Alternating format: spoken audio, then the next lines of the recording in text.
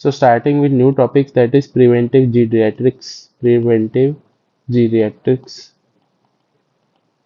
तो इसमें हमें क्या प्रिवेंट करना है? To prevent the morbidities in the old age. Prevent morbidities in old age.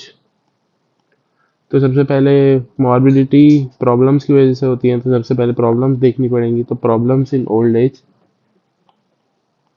Problems in old age, तो इनको हम क्लासीफाई करते हैं in most common morbidities, other problems,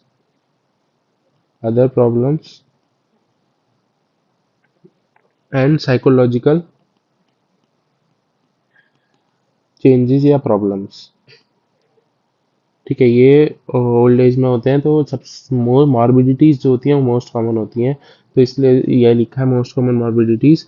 and जो उसमें मॉर्बिडिटीज में डिसेबिलिटी मोर कॉमन होता है, disability is most common. And जो डिजीजेस या मॉर्बिडिटीज कॉमन होती हैं ओल्ड एज में वो होती है कैटरैक्ट। मॉर्बिडिटीज की वजह से डिसेबिलिटी होती है।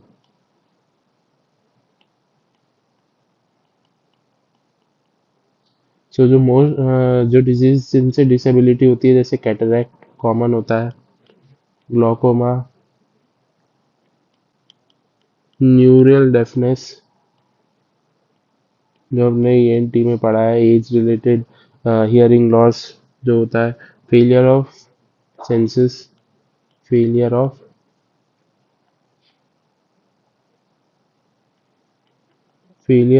Special senses, locomotory disability,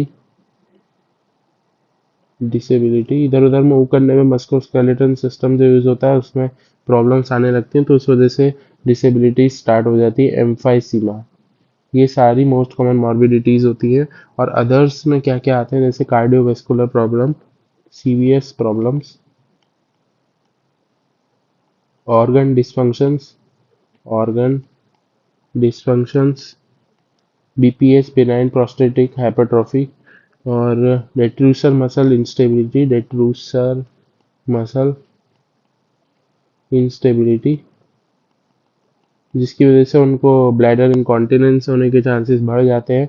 cancer काफ़ी कॉमन होता है ओल्ड एज में। आरटीए एंड फॉल्स, फॉल्स भी बहुत इंपॉर्टेंट होता है। इसमें minor falls can lead to fractures in old age. तो इसमें साइकोलॉजिकल चेंजेस में टाइप्स आते हैं, like mental changes, mental changes, sexual changes and emotional changes. ठीक है। अब जो क्या बोलते हैं, 1999 में 1999 में एक आई थी policy, that is national policy for older person, national policy for older person. तो इसका काम क्या था, ये क्या करती थी, old age Holmes open, old age Holmes, day care centres उन लोगों के लिए, day care centres, rehab centres जिसको डिसेबिलिटी हो गई है उसके लिए, एंड वोकेशनल सेंटर्स जहाँ पे वो बातें कर सके, वो सब वोकेशनल सेंटर्स एंड कोर्सेज। ठीक है। और इसमें एक और वो है, प्रिवेंटिव जीरियाट्रिक्स का एक लाइन है कि add life to years not years to life, add life to years not years to life. ठीक है। तो इसमें ओल्ड एज होम्स इसको ये खुलवाते थे 1999 में, day care centre, rehab centre, vocational courses होते थे। फिर एक आई आपका व्योश्री योजना, व्योश्री योजना। ठीक है, व्योश्री योजना के अंदर हमारा क्या काम था कि इसमें भी ओल्ड एज होम्स ओपन करते थे, open increased old age Holmes. इसमें प्राइवेट पार्टनरशिप के साथ करते थे, प्राइवेट पार्टनरशिप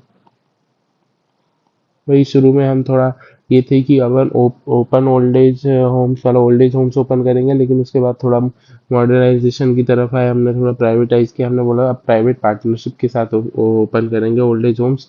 तो इसमें जो स्ट्रेटजीज थी वो थी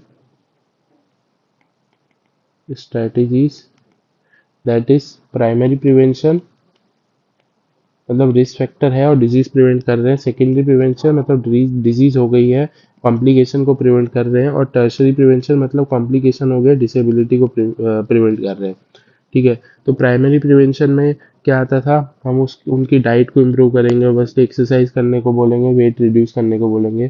तो diet, exercise and reduce weight, ये हर जगह ही बोलते हैं प्राइमरी प्रिवेंशन में। फिर उसके बाद था स्मोकिंग, अल्कोहल नहीं करनी है, स्मोकिंग अल्कोहल बेसिक बेसिक जो है, और स्मोकिंग अल्कोहल नहीं।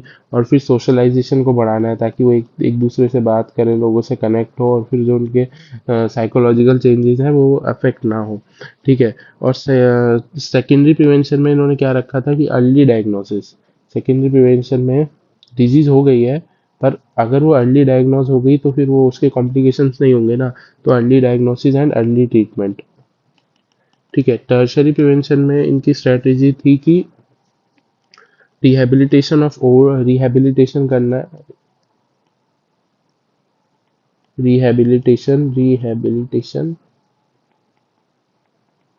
Of old age people. ठीक है। लाइक जिसको भी डिसेबिलिटी हो गई है तो उसके लिए कोई सर्जरी, अगर सर्जरी से ठीक हो सकता है तो उससे। और फिर इन्होंने टर्शरी प्रिवेंशन में सोशल ऑर्गेनाइजेशंस को भी अपने साथ रखा, ऑर्गेनाइजेशंस या एनजीओ को, जैसे कि HelpAge India, HelpAge India कि टर्शियरी प्रिवेंशन में काम करता है, जैसे कि रोटरी इंटरनेशनल। तो ये दोनों एनजीओ उसमें इंक्लूडेड थे टर्शियरी प्रिवेंशन में। और बस इसमें इतना ही है। और ये भी बोलते हैं कि जो वेट रिडक्शन होता है मोस्ट इंपॉर्टेंट फैक्टर होता है for increasing the quality of life. Weight reduction is most important factor to increase quality of life. Quality of life बढ़ानी है तो तुम्हें मोटापे को कम करना पड़ेगा। तो इसको छोटा सा टॉपिक है, इसको रिवाइज भी कर लेते हैं। प्रिवेंटिव जीरियाट्रिक्स में हमें क्या प्रिवेंट करना है, that is morbidities in old age. तो वो कौन कौन सी मॉर्बिडिटीज है जिनकी वजह से डिसेबिलिटी होती है, लाइक कैटरैक्ट हो गया, ग्लोकोमा हो गया, न्यूरोनल डेफनेस हो गया, failure of special senses, locomotory disability, emphysema. वही अब देखो बड़े लोगों को दिखना बंद हो जाता है, कैटरेक्ट, ग्लोकोमा, सुनना बंद हो जाता है, तो डेफनेस और स्पेशल सेंसेस, टेस्ट, स्मेल, ये सब चली जाती है, और मस्कुलोस्केलेटल डिसेबिलिटी भी होने लग जाती है।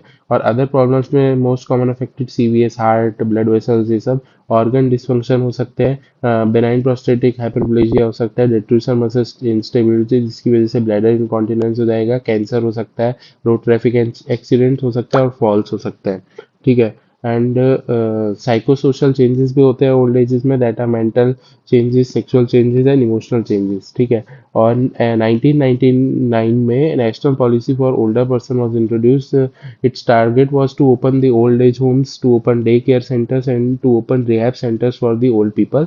एंड व्योश्री योजना में हमने ओल्ड एज होम्स तो खोल ही रहे थे, उनको प्राइवेट पार्टनरशिप के साथ खोला, जिसमें कि हमने तीन स्ट्रेटेजी अप्लाई की, primary prevention, secondary prevention and tertiary prevention. Primary prevention में हमने बोला डाइट, एक्सरसाइज, इसको अच्छे से रखो एंड वेट को रिड्यूस करो, because decrease wait reduction is the most important factor in improving the quality of life.